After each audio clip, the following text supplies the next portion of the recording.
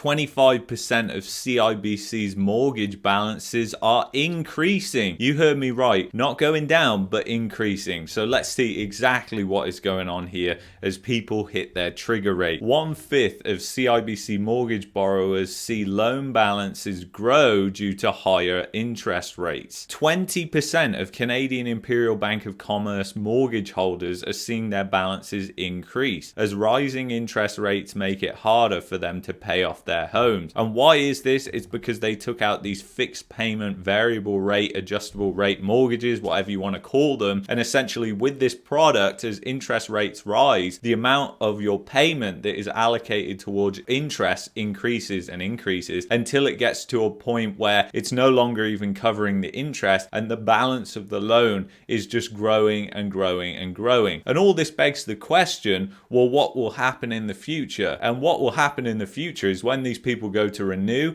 if their home price has not gone up in value, they'll be absolutely screwed. They'll be in distress. They'll be getting foreclosed on. It'll be a total disaster. Let's see what else they're saying here.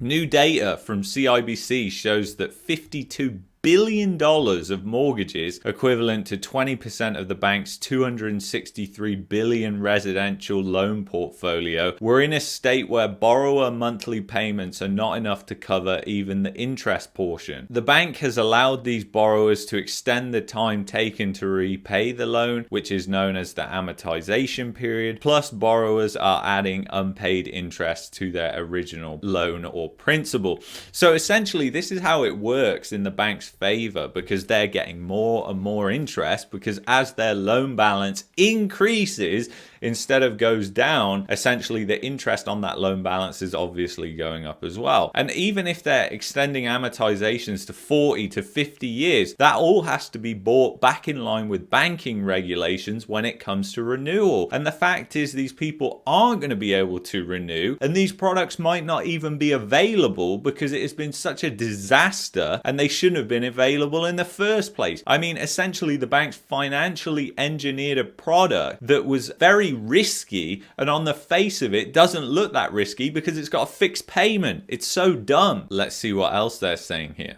This shows that homeowners are under financial pressure due to the jump in interest rates. It also exposes borrowers to the increased risk borrowers face when it comes to renew their mortgages and the need to reduce their amortization periods to the length of time specified in the original contract. Then the borrower would be faced with very high monthly payments that they likely wouldn't be able to afford, because most of these people took out these fixed payment variable rate mortgages because they wanted a peace of mind that their payment was going to stay low. So what sort of state are they going to be in when it comes to renewal, and what sort of state is the economy going to be in? I want to take you over to the unemployment rate quickly, because if you look at any point during the past here, you can see that the unemployment rate spikes when it's just not that far away from hitting lows. So every time it's hit a low, it's almost started going up constantly since then. And essentially it looks like we've hit that right here as well. And in certain provinces like Alberta, you are already seeing the unemployment rate tick upward. It's been consistent now since June, July. Unemployment is rising there. So this does beg the question, what's going to happen when this recession hits? And when I say when this recession hits, I'm talking about the unemployment, which is the last thing to come. It's always a lagging indicator that people forget, and people are often asking, well, why aren't there such high defaults right now? It's because the unemployment is low, and when the unemployment is low, people aren't forced onto the market. People aren't in distress yet, even though we are beginning to see signs of distress that are coming out in this data. So let's see what else they're saying here. CIBC and most other large Canadian banks offer variable rate mortgages that have fixed monthly payments. This means that when interest rates rise, more of the borrower's fixed monthly payments are used to cover the interest expense.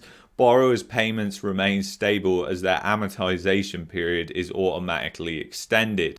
Note how it says automatically extended there. Not good, really, is it? Private mortgage defaults are on the rise. Canadians struggle to secure conventional loans, FSRA warns. And we already went through that article the other day, and we saw how people are gravitating more to these private mortgages, and they have been doing so since 2021. So the defaults rising in that segment, a lot of those people are going to be people that bought in 2021 and now can't sell out because they are underwater on their home. And it's going to create a disaster if you're in one of these fixed variable mortgages, because your loan balance is actually increasing. So you're getting less and less likely to be able to sell that home off at a loss, because the loss that you'd have to take is just getting larger and larger and larger. Let's see what else they're saying. Borrowers can access a trigger rate, which often requires them to make higher monthly payments so they can reduce the size of their loan. But CIBC's variable rate product allows borrowers to go beyond the trigger rate and stick with payments that don't cover the full amount of outstanding interest up to a certain limit. The unpaid portion of the interest is deferred and added to the mortgage principal, and it grows or amortizes negatively the borrower's loan balance. When asked whether borrowers with negative amortization will be able to handle higher mortgage payments at the time of renewal, CIBC points to comments from its chief risk officer on a recent conference call. At this time, we still only see a small portion, less than $20 million, of mortgage balances with customers, which we view as very high risk from a credit perspective. But again, what they're viewing as high risk could be very skewed because they have a rosy outlook of the future. And let's face it, these banks are acting like they don't have a clue what's going on. They're acting this way so they don't have to prepare for it, and essentially it's just going to create a bigger chance of a banking crisis in the future. So let's see what else they're saying here. At least two other major lenders, Toronto Dominion Bank and Bank of Montreal, offer similar products that allow mortgages to be negatively amortized. However, TD and BMO did not make any disclosures on the part of borrowers with negative amortization. TD did not respond to a query on the matter. BMO spokesperson Jeff Roman said its reporting methodology is in accordance with industry guidelines. So essentially these banks are just skirting around these calls because they don't have to answer them. And I've said before, these banks are always going to try and have a rosy outlook because that's what they want for investors, because they want investors to buy their stock, because that's how the CEOs and executive team make the most money for their bonuses. And if we look now at what's going on with Canadian mortgage debt, it's around $2 trillion.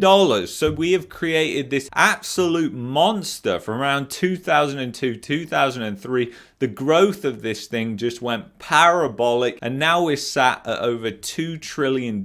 So we're talking the entire GDP of the country potentially that could be at risk, because eventually this is going to have to correct to the trend line, and you are talking trillions of dollars to get back to the trend line. And we know that this is the case because we've seen it with the US. If you look at household debt or you look at private debt, you can see how it corrected back to the trend when the loans are destroyed. So another thing that I want to take you over real quick is this. So this is something that we really have to monitor, the 10 2-year Canada bond yield spread, because essentially when this uninverts, it's kind of the start of the clock for a recession. If you look back at the different times when this thing has uninverted, essentially in 2008, in 2000, and unfortunately it doesn't go back to the 1980s, the late 80s, when there was a lot of banks that went bust in a massive recession. But you can see when it uninverts, that's when you were getting closer,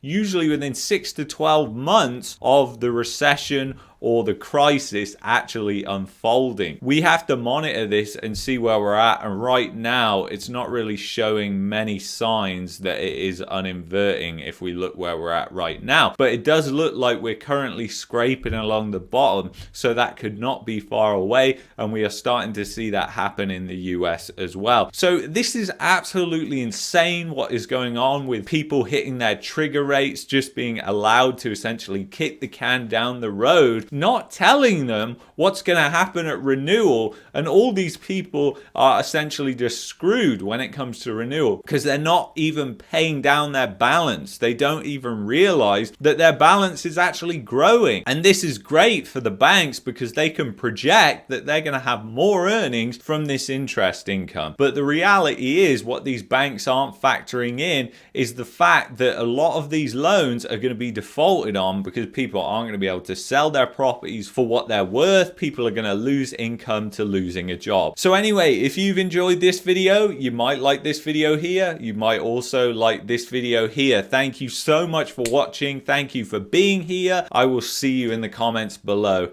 Thank you. Bye-bye.